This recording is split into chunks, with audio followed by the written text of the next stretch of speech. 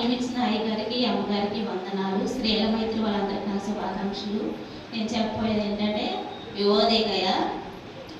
యువోదయక పేరుకు అర్థము మాధుర్యం. ఈమె ఫిలిప్పు సంఘపు స్త్రీ. ఈమె ఫిలిప్పు 4వ అధ్యాయము 2వ వచనంలో ఈమె గురించి మరియు సింపుకే గురించి ఉంటుంది. వీరు దేవుని పరిచర్యలు చాలా ప్రయాసపడిన స్త్రీలు మరియు వీరి పేరు జీవగ్రంథంలో కూడా ఉన్నాయి. కానీ బలహీనత ఒకటి ఉంది.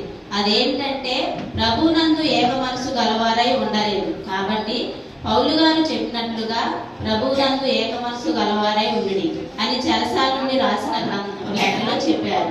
యువోదయగా రక్షణ పొందిన స్త్రీ. ఈమె దేవుని పరిచర్యలో ప్రయాసపడిన స్త్రీ. ఈమె పేరు జీవగ్రంథంలో ఉన్నది. మనందరము కూడా దేవుని యందు ఏక మనసు గలవారమై ఉండాలి. ఇటువంటి మంచి లక్షణములు కలిగి మనందరం కూడా జీవించాలి. Thank you.